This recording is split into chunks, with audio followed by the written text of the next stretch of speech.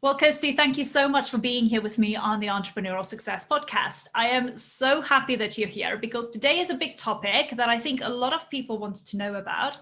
And I think it's something that is really incredible that you're going to share here with us. But before we get started, why don't you just introduce yourself and tell us a little bit about what you do? Oh, thank you. I'm so excited to be here. It's going to be a lovely, I think, half an hour or so for us to really have a good chat about purpose. Because I'm Kirsty, so AKA the Purpose Coach. So I talk a lot about living with purpose, and I guide a lot of women into living with purpose. So it's all around moving women from sort of self-doubt, confusion, feeling lost, to then living a life where they're confident, motivated, and living with purpose. And I think purpose can sound quite grand and quite overwhelming, but what I'll do is I'll break it down so it makes much more sense, and it's much more I guess achievable for people without thinking it has to be some big divine intervention that means you live with purpose. Yeah, I know, and I agree. And I think it is so important, which is why I'm so happy that you're here today, because there's so many questions around purpose and so many things where people don't quite understand where they need to go, what the meaning is, all those kind of things. So we're going to dive into that. Before we get to that, talk to us a little bit about how you got started in your business and how has that evolved to where you are now? Wow. So I think it's ingrained in a lot of us, and I know it was ingrained in me, that when I was younger, from both kind of family, from media, from teachers, that success meant money, and it meant your kind of really great job title. So I worked really, really hard at school. Obviously went to university, and I'm from a working class background, and I was the first person to go to university, so it was huge. And I remember actually, I did a degree in kind of politics, communication and PR. And I remember one of our tutors saying, do this course if you want to drive a sports car. And so it was like, okay, this is it. This is for me. I'm gonna then go and work in PR and earn loads of money. And I kind of worked my way up in PR. I worked with some amazing agencies. It was very work hard, play hard type of environment. And I worked on some amazing campaigns. But I always felt there was something missing, and I dealt a lot with anxiety. I had really, really bad anxiety for quite a few years. I went in and worked at Comet Relief, which is what I wanted to work at for years, and that was incredible, obviously because you feel like you're giving back. But I was there for 4 years, and still, even though I was doing something that felt, I guess, a bit purposeful in a way, I still felt like something was missing, and I still had really bad anxiety. I felt really inferior, like I shouldn't be there. That I didn't belong, that I had no self-belief. So I remember my manager would always say, so always in my reviews, she would say, you just don't believe in yourself enough. Like there's something there, like your confidence. She's like, you can go into a meeting and really hold a meeting and be confident, but then you just don't believe in like everything that you've achieved and what you can achieve. So that was something that really held me back for a long time. And it wasn't until I got made redundant, again, I went on to think, okay, so I'm going to do the jump to a new job. So I went in as a startup PR agency. I was earning loads of money. I had the big job title. I was director. And it was the worst time, I guess, in my life. I hated it. I was coming home crying all the time. And I just thought, actually, it was a real kind of big moment for me where I just thought, it's not about this. Like, I've got the money now. I've got the job title, but I'm not happy. So this isn't actually where happiness comes from. And that was a real turning point for me. I just thought, actually, what really matters to me, and I really drilled down to that. I quit my job with nothing to go to, which I never thought I'd ever do or have the guts to do, but I did, because I realized, actually, what's the worst that can happen? I will find more work. Me and my husband, boyfriend and girlfriend at the time then? Yeah, boyfriend and girlfriend at the time, but living together. I thought, we could end up having to go move in with our parents. Or so, if the whole world falls apart, when you're working for another 30, 40 years of your life, you really want to make sure that you're doing something that makes you happy, because it's not about being in a job that you hate. And so I was always somebody that people came to ask for advice or support on things. And actually I thought, that's more of what I want to do. So I trained to be a coach, which was amazing. And I literally, the day that I went into this classroom, and I think the teacher started talking, everything just, it was really overwhelming. I thought, oh my God, this is it. This is exactly what I want to do. I want to help women who have been in that position like I have, feeling that way, to understand really what's important to them.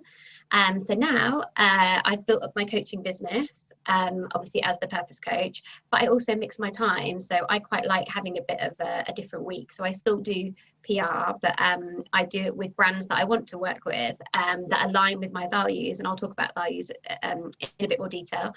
So that's where I'm at now. So I've built this business. I created my own coaching method, and that really came out of when I was coaching women. I could notice that there was the whole thing around purpose and understanding how to live more with intention. And then once they had that, they then built the confidence, and they then felt really motivated. So what I've done is kind of created a whole coaching method around that, because just seeing the light that comes out of women when they understand that and are living more along the kind of more along their own lines, kind of they, you know, they're not answering to anybody else. It's amazing. So that's kind of a bit of a shortened journey. I probably could have gone on for ages, but no, I love it. I think it's really amazing what you're saying, but also it just shows that the journey that you've taken, you know, thinking that this is the one thing you want to do, and you started going into PR, and you had so many lessons that you learned along the way. But I think the biggest takeaway from that is realizing that even though you enjoyed PR, there was still something there that wasn't aligned with you, and you needed to find it. There was this little gap that you felt you needed to go and fill it. And the epiphany moment, almost from what it sounds like, is when you were sitting in the classroom being trained as a coach, and it just dawned on you, like I call it the light bulb moment, where you just felt like, this is it. Yeah. I'm feeling that this is the right direction to fill that gap that I've always felt was just there. And it doesn't mean that you're letting go of PR. You're still incorporating that. You're still using that. You're still doing that because it's still a passion of yours. But the whole purpose of what you wanted to achieve and what you want to do, that is now becoming a fulfillment as you're going on this journey as being a purpose coach to help other people. And I think as well, it was that kind of, because I'd had that, it wasn't just about being a coach, it was about actually I finally realized what's important. And that's when I talk about purpose as well. It's not about the money, you know. I obviously love being a coach, but it doesn't mean I'm going to earn millions of pounds. But for some people that is important, and again, that can be somebody's value, is that they want to earn a lot of money. So I'm not saying that success doesn't mean having a great job title and money, because it can be for some people. But really it was like, I want to be my own boss. I want to choose how I spend my week. I understand now why I'm getting up in the morning, what's important to me, and how what I can choose to say yes to and what I can choose to say no to. And having that kind of power that really kind of contributes to my happiness is really what matters. And it's taken so long to get to that point. You know, I'm in my 30s now, so I really want to make sure that any woman throughout her life kind of, I think it's about taking that step back, because I think sometimes we end up kind of going through the motions and we feel like we're okay, and then actually taking that step back and thinking, actually, is what I'm doing making me happy? What else could I be doing? And that applies to kind of career, you know, business, it applies to relationships. So it's really kind of taking that step back and thinking, am I doing what really matters to me? And is this, you know, when you're saying yes to events or things that you don't want to go to, actually I don't need to do that. I can say no because it's not making me happy. So I think it's such an important, when it happens, it's such an amazing thing, and I just want to support women to kind of get there a bit quicker, I guess. Yeah, exactly. And it's a journey that we're all going on. We're all going on our own unique journey, you know, but discovering that, I think it almost aligns everything. It gives you this roadmap of going like, oh my gosh, I can finally see what it is that I need to do in my life. But still, even then, that roadmap can change along the way, but You've got the roadmap, which is the most important thing. So talk to us a little bit about what purpose really is and what it isn't, because I think there's a two-factor here. Definitely. But I think sometimes when you say purpose, it sounds quite a grand word, in the sense that a lot of people think, oh, is it to do with kind of religion and having to, you know, go off and work for a charity? And it's not, and it can be for some people, but purpose isn't some sort of divine intervention. It doesn't have to come, you know, after a big life change. it doesn't have to come through your career or your job, and it doesn't it comes from you. So basically what I say is purpose is very much living with intention. So what that means is when you can have a life purpose, in the sense of you can have a life purpose with a job, that's that kind of purpose. When I'm talking more about purpose, it's about living with intention. So when you're making decisions, they're actually informed kind of by your happiness. So you're kind of thinking about putting yourself first and understanding why you're doing something. So what I say is purpose is really understanding your why. And that drives all of us, both kind of, as I said, through career, through relationships, through your business. When you really connect to your why, that helps inform you kind of live and make those positive choices, which means you're living with purpose. And when I talk about kind of understanding your why, again, that can seem quite big. And I know a lot of people talk about that, especially in the coaching world. But when you're thinking about your why, it's breaking it down and thinking about your values. And your values really drive your why, which get you to live with purpose. So for instance, I always, when I'm with my coaching clients, and also I have a kind of free tool that could talk about a little bit later to help you think about it, your values. But it's breaking down to kind of 5 values that you really like live your life by, that you kind of want, that helps you make decisions. So for instance, if your why, if some of them are, family, adventure, empathy, they can be very, very varied. There's a huge long list of values, but when you really understand what they are, it makes it so much easier to say no, say yes. So for instance, I always use a really crude example, but if one of your values is adventure and you get an extra £200 bonus at work or something, and then you go into a big superstore and you see this amazing chair for the living room, and you think, oh gosh, should I buy that chair for the living room? But you've also got a little kind of fund that you want to have for a nice weekend away. And you're like, actually, no, I'm going to put that money into that fund for my weekend away. And you've made that decision knowing that it contributes to your kind of true happiness. So you're going to have that trip to look forward to, because actually you don't really need the chair, which is a really simple example, but it does really, really help. And I think a lot of people as well, when I talk about it from a work sense, you could be in a job that you don't really like, or there's parts of your business that you don't particularly enjoy, but sometimes taking that step back and thinking, actually, why am I doing this? Why have I got this part of my business that I don't enjoy, or why am I doing this job? Well, if my values are because I get is family, and the way that your job is, you get to spend a bit more time with your family than if you had a different job, or if it's part of your business and part of that is, one of your values is learning, then actually you're growing as you're doing that bit of the business that you don't like. Does that make sense? It does. And I love how you're putting it into perspective, talking about the values, because the purpose does include the values, definitely. And I think now saying, okay, what are your values? People are going to go, oh gosh, what is my values? How do I figure out what my values are? But in a nutshell, it's just really looking at what makes you happy and what doesn't make you happy, listening to your gut, in a sense. If something feels tight inside of you and you feel like, oh, this does not feel good, well, then it's definitely not one of your values. That is something that you don't want to be associated with. But if there's something that makes you feel light and energetic and excited, and it just feels great inside of you, that is one of the values that you need to have in your life. And this is not something that will just come in an instant. It's like your journey. You discover what those values are as you're going on your own journey, as you're going through life. So for those of you listening, a little tip here, if you want to know what your values are, maybe just start listening to your gut and keeping a little notebook and just writing those kind of things down that excite you, that make you feel amazing. And through that kind of note, you just start seeing more things that are very similar, and then making the right decisions, which Kirsty said. Yeah, that was a great bit of advice. And I think as you evolve and kind of change as you grow, your values are likely to change too.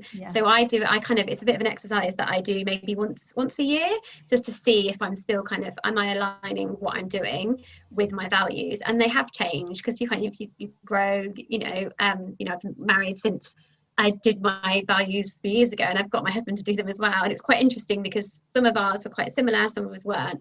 And I always kind of say to him, are you you know, when you're thinking about work and life, are you kind of connecting back to your values? I kind of got a bit of a broken record with them, but I think it's just to kind of keep coming back to those, because you could find yourself, you could have that moment where, oh my God, I really get it now, and I understand what my values are, so now I know how to kind of live more with purpose and say yes or say no to certain things. But then you could kind of then just go in the motion and forget them again, and you're at work or you're doing something, you're feeling really unmotivated, or you're feeling a bit down about things. It's like, okay, let's have a look again. Am I doing what I said I was going to do? Am I living with purpose? And so it's just a nice thing to kind of connect back to what, as you said, what truly matters to you, and your happiness. And I think if more of us did that and more of us thought about it, we would be a lot more happier and content, and realize kind of what the important things are. And I think, you know, all through 2020, I think a lot of people really started reassessing what mattered to them the most. And you've seen a lot of people make different life choices and life changes because of that. And so I think despite all the bad things that happened in 2020, that was one of the good things that came out of it, is that we did all kind of reevaluate things, and that was around looking at our values and what's important to us. You can see how much of an impact that can make. Yeah, absolutely. And I think also it kind of like, it just brings you back down to earth in a nice way of feeling like, oh, you know, I am responsible for my own happiness. It doesn't depend on my job, doesn't depend on my husband, doesn't depend on my children. I'm responsible for my own happiness. But talk to us about, how do you find your purpose? Because this is the age-old question. I get it all the time. And people say, well, how do I find my purpose? What do I need to do? Do you have a 6-step guide or a 10-step guide or things like that? So what would your take be on that? To start really simply, because as I said, sometimes it can be like, oh God, it's a huge thing when you talk about purpose. It's the values, as I'm going to keep repeating values, but when you can understand what your values are, and kind of do a really simple exercise. So I've got a tool that you can get from my website and download, and really that takes you through how to break down your values. It's very simple, but it's something you can kind of take away, use, and then, as I said, come back to every year or every 6 months to see if, okay, actually, am I living by my values? And so there are tons of values out there, so I've really kind of put quite a few in, and the exercise really is taking a look, taking some time, and I always say kind of take the moment for you. So whenever you've got kind of half an hour without kind of distractions, take a moment. And I always say, before you start anything, I do this with all my clients as well, or before I do any kind of workshops, is to connect to your mind, body and mood. And that really kind of lets you get rid of the stresses from the day. You know, you're not thinking about work or whatever else is coming up. And so you write down how you're currently feeling in mind, body and mood. And that really just helps ground you, to kind of put you in the focus and kind of come back to you, because obviously there's so much else going on. And once you've done that, look at all those, because there's a lot there, all these values that are in front of you, and just see what kind of comes out to you, and write down 20 that really kind of pulling you, and look at those and kind of thinking, okay, what's important, what's not important, breaking those down to 10, it can get really tricky, and then breaking those down to 5. And that can be really hard, but because you're doing it in that moment and you're kind of forced to break them down, they really are kind of the ones that are going to drive you, and you have those there. And I always say, just kind of look at those and think, okay, what now am I doing in my life, and how are they all connecting? So if yours is adventure and you realize that's really important to you, are you doing anything that you feel gives you a sense of adventure? And that it gets me really excited, because it makes me just think about, it makes life so much easier, because you're thinking, okay, how am I going to spend the extra bit of money I've got? Now I know that that's going to bring me happiness if I do X, Y, Z. Or how you choose to spend your time. So like I said, a lot of us say yes to things that we don't want to do.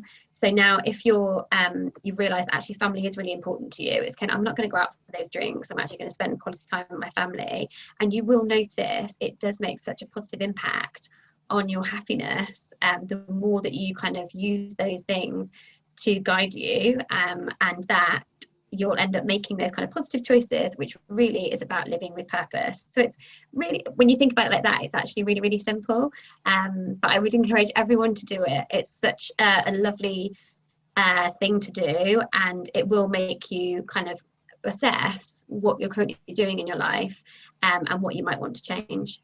Yeah, and I think it also, for some of them, it might give this light bulb moment almost, thinking like, oh my gosh, is it this simple, number one? Yeah. Because as human beings, you know, if we want something really badly, i.e. discovering what our purpose is, it must be complicated to get it, which is not the case. We overcomplicate things always as a human being, rather than to simplify it. And by using the guide that you're providing everybody, it just simplifies it, but also it just gives a nice perspective on like, so I can say no to these things, and I can say yes to these things that excite me. And now I know what it is that I want, because it's kind of laid out here in front of me. I've made that decision.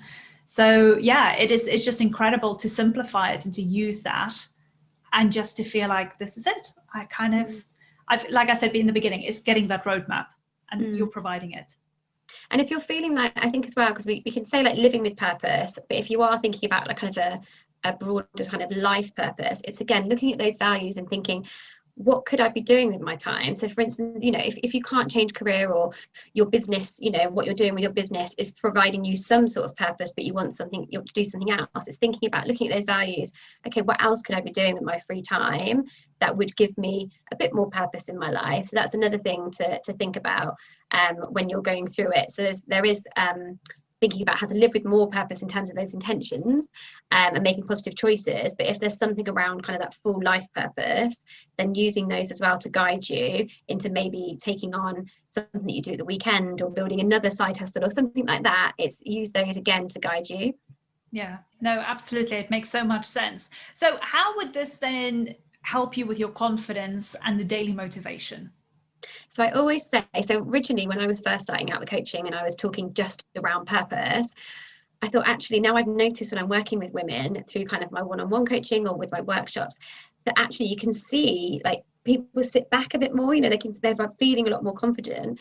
And what that in turn does is then make you more motivated. So I always say when you're living with purpose, you're living with intention, your confidence builds because you are generally happier, and you know that you have control, and you're making confident choices, which is such an amazing thing to see in women when they haven't felt very confident. And I wish, you know, when I was talking about when I was really anxious when I was in PR and kind of working through my career, it was because I was kind of my purpose, well, I didn't understand what my purpose was, and I wasn't living by my values because I just thought that my happiness was weighted on money and a job title. And again, like obviously, because when I reassessed everything, it completely changed things.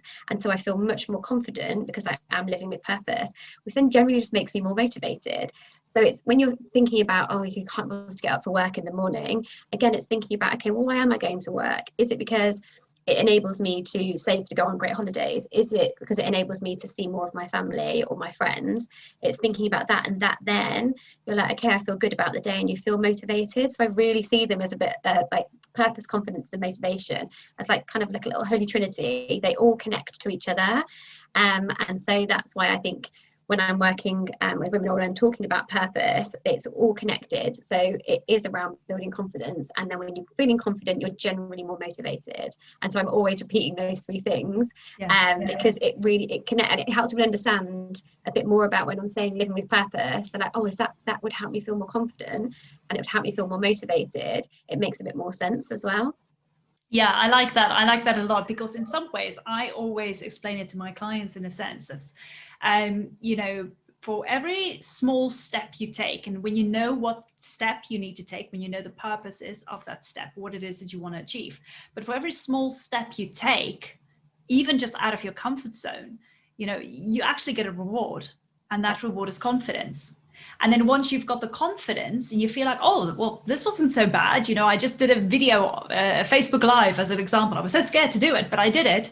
Now I feel confident, and I feel glad that I did it because I know I'm working towards a purpose. But at the same time, you feel very motivational. Go, well, hey, if I did it once, I can do it again.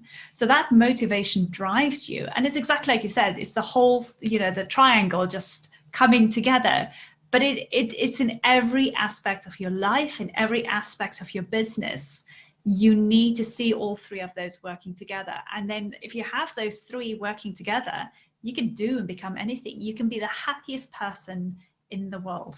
Yeah, it is. It's so true, and it's so true what you say, because I always say as well, just doing one small thing. Once you've done that, you're kind of then you're going like a bit of the ball's rolling, because you've done that thing and it's made you feel good, and so it makes you then want to do something else. Because I think sometimes, especially as you'll know from a coaching perspective, when you're thinking about kind of goal setting, some people are like thinking really far ahead and there's really big unachievable goals, but actually when you break it down and just do those small things, that's how you're going to get closer to doing the kind of bigger, scarier things, because you are going to build that confidence. So yeah, I really believe in that. And I think it's great kind of starting off doing something that you're very like scared of, and then you just feel great after you do it. And it's scary at the time, but once you do it, like it really builds that confidence and makes you feel good. Yeah, absolutely. And it just comes back together to what we said in the beginning, and you said it so clearly, just discovering or knowing why you're doing what you want to do, and what makes you feel good, what doesn't make you feel good, putting it all together, figuring out what your values are, and then just go for it. And I always joke and say, when I started my business, I was struggling, like we all do, becoming entrepreneurs, struggling, but I was really going through an emotional roller coaster. And I was journaling in one of my books, and I was just like, you know what, I've got to do something that is really bold and scary. And I thought, that's it. I'm going to do that. I'm going to do things that are bold and scary, not, scary in a way that's life-threatening, but scary, pushing me out of my comfort zone.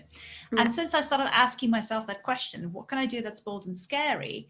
I started, building my confidence, doing scary things, building my confidence, getting motivated to do it again and again, and discovering more and more of my values, but also the purpose of what it is that I wanted to achieve and what it is that I want to do with my business.